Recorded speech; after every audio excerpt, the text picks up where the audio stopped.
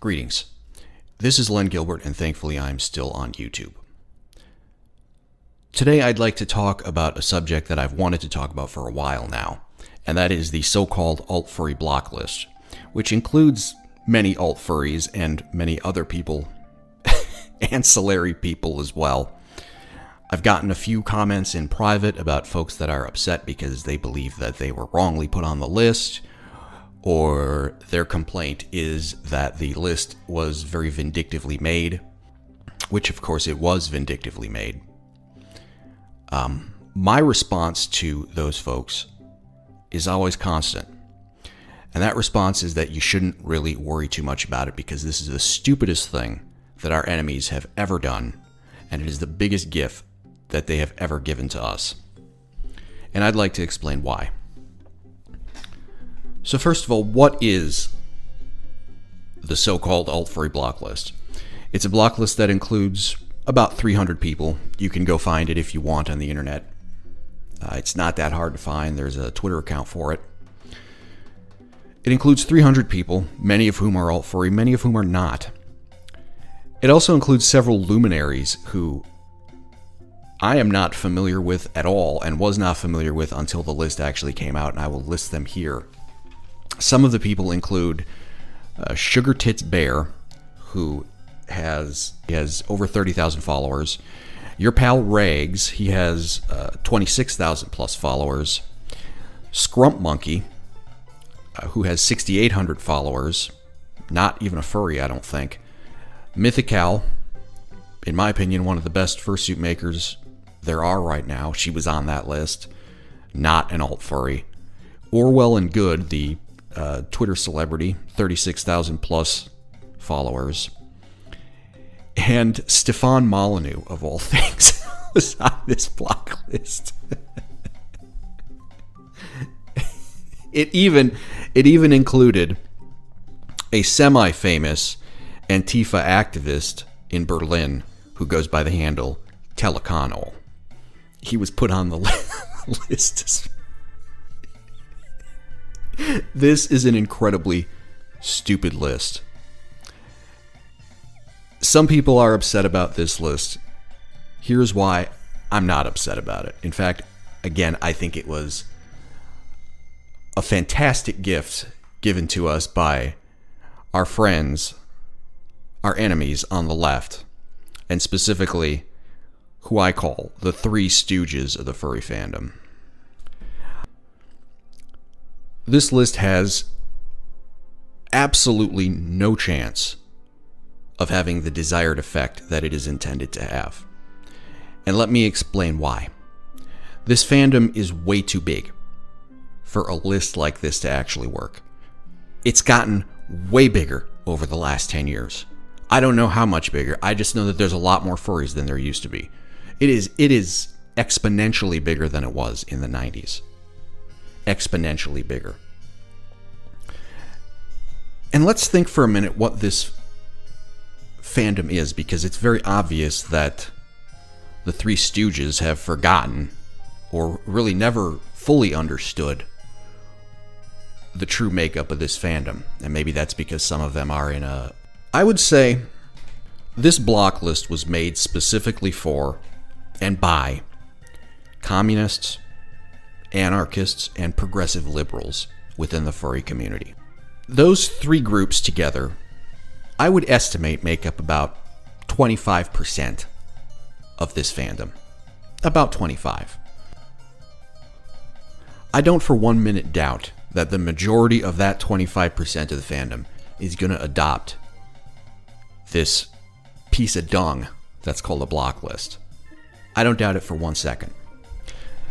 That block list was intended to effectively shut out the alt-furry portion of this fandom, which I would estimate is about maybe 10% of the fandom. It comprises mostly of, not entirely, but mostly of the far right, which is of course me and other people, and conservatives.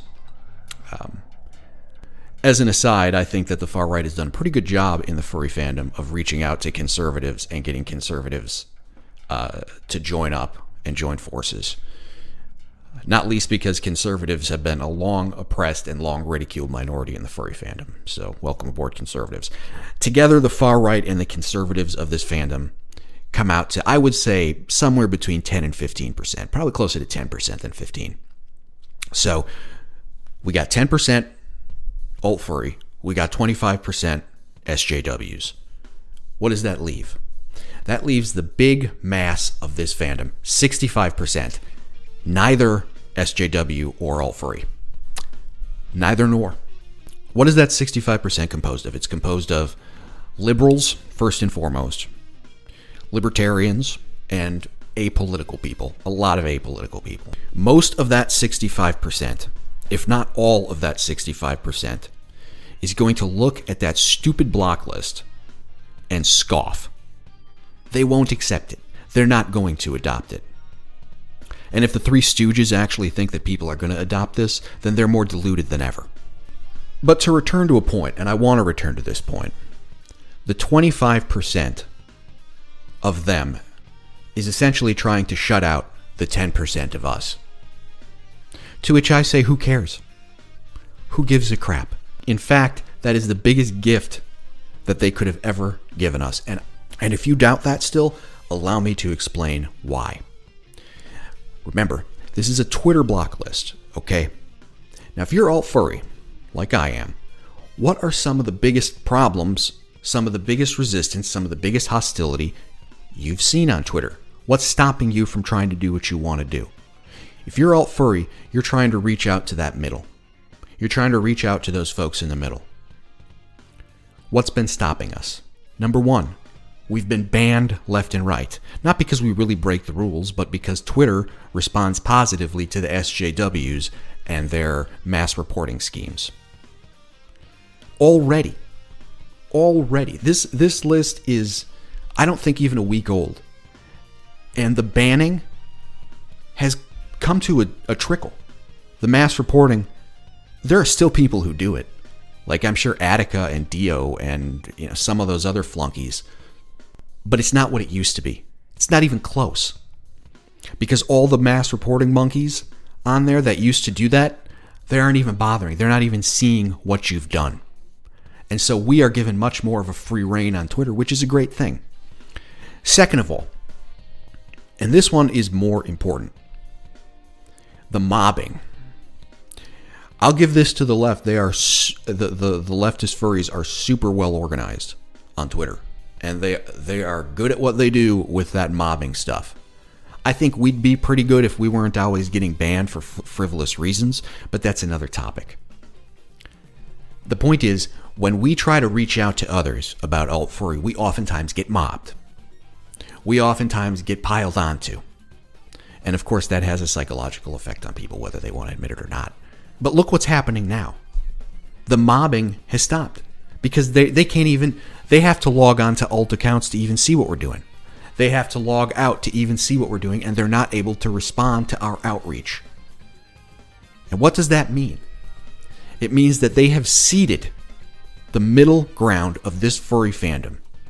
They have ceded it entirely to us, to outreach to them freely. We can freely reach out to the liberals. We can freely reach out to the libertarians. We can freely reach out to the people who are centrist and are just flat out apolitical and sick of the social justice warriors crap, and many of them are.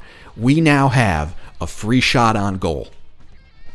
All we have to do is take that shot. And how do we capitalize on this opportunity? Well, it's quite simple. We do so by looking like the adults in the room. That's how we do it. And I admit, in the past, alt furry hasn't done a very good job with that. And a lot of that has to do with me. And I will fess up to that, and I will admit to that.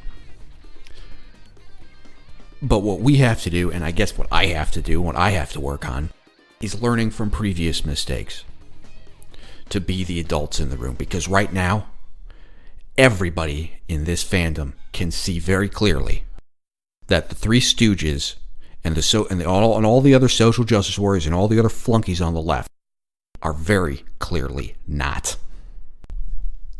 Thanks for being with me again today.